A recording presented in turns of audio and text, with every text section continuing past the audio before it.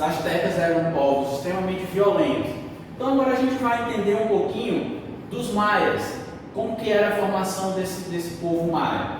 Então, os maias, falando um pouquinho de como era essa civilização, eles se formaram ali na região onde é a Guatemala. Então, naquela região ali foi formado os povos maias. Quais são as cidades-estado mais famosas? Tikal, temos também Copan. São cidades-estados que são reconhecidas e conhecidas mundialmente pelos povos maias.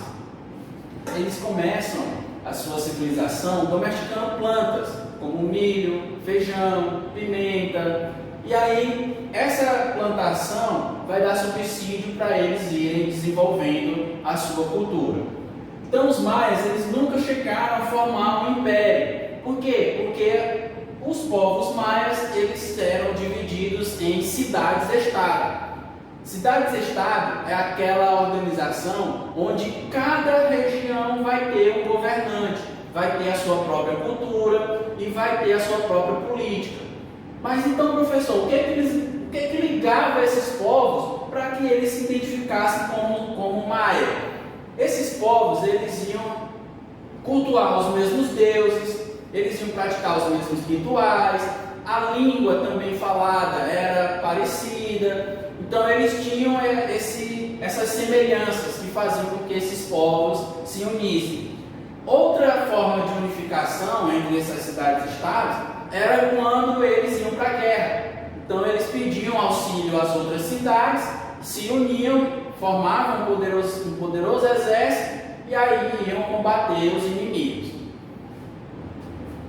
Nos maias também eles tinham essa fama pelas suas pirâmides. O que a gente conhece são as pirâmides do Egito, né? De Gizé, aquelas pirâmides luxuosas. No povo maia, as pirâmides ela vai ter um outro viés, vai ter um outro significado. Lá no Egito, enquanto as pirâmides eram túmulos, aqui a pirâmide ela vai servir de base para o templo religioso. E muitas dessas pirâmides não vão só servir de base para templos religiosos, mas também como o centro administrativo. Então as pirâmides elas vão ser grandes construções e no topo dessa pirâmide vai existir lá ou o centro administrativo, o centro do governo da cidade-estado, ou o templo religioso. Com os maias também a gente vai ter que destacar duas situações que é baseado na astronomia. Então esses povos eram cientistas natos. Na astronomia eles vão desenvolver dois calendários, um baseado no sistema religioso, onde eles vão fazer os seus rituais, as suas festividades religiosas, onde esse calendário vai ter 260 dias. Esse calendário vai ser dividido em 13 grupos de 20 dias. Então esses grupos eles podem ser chamados de meses. E aí cada mês vai ter um total de 20 dias. E vai ter um outro calendário baseado no Sol, onde esse calendário vai ser o mais próximo que a gente usa hoje, que é um calendário solar baseado em 365 dias. Nesses 365 dias, a única diferença do nosso é que ele vai possuir 18 divisões, como se fossem os meses. Dentro dessas 18 divisões vão ser os dias aí a partir de 20 dias, uma constituição de 20 dias. Então cada mêsinho daquele vai ser de 20 dias. Diferente do nosso, que é 12 meses, dividido em 30 e 31 dias, e o mês de fevereiro 28 e de 4 em 4 anos, 29 dias. Então esse é o calendário mais próximo do que a gente utiliza hoje, e a partir desse calendário solar surgiram diversas teorias da conspiração, dizendo que o mundo ia acabar em 2012, que ia acontecer várias catástrofes devido ao calendário maia só chegar até 2012. Então eles construíram um calendário que já ia além do período que eles viveram.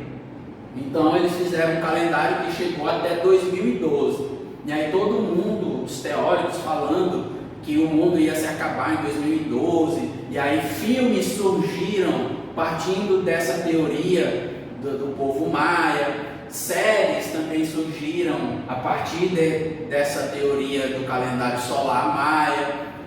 Então eles vão ser muito conhecidos por causa desses dois calendários: um calendário religioso com 260 dias e o calendário solar, onde eles tinham lá acima da pirâmide, eles tinham um local onde eles construíram um telescópio para analisar a posição do Sol. Então eles construíram o calendário solar de 365 dias, que é o período que a Terra leva para girar em torno do Sol. Então eles se basearam nisso aí, tá? Abandono das cidades maias. Então, como toda civilização teve o seu ápice, né, o seu apogeu, o seu cume, o máximo da sua civilização, e tivemos aí a decaída desse povo. Então, as cidades maias, as cidades-estado, elas foram sendo abandonadas. E isso é reconhecido através das suas construções, porque elas não ficaram mais intactas. A configuração das construções, elas já tinham sido demolidas há vários anos, não foi coisa do tempo.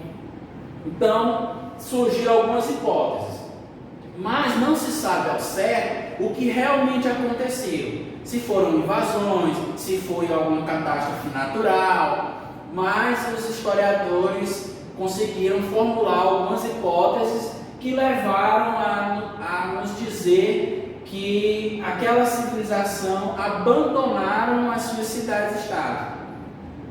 A sua cultura foi absorvida por outros povos, assim como os astecas e os incas, tá certo?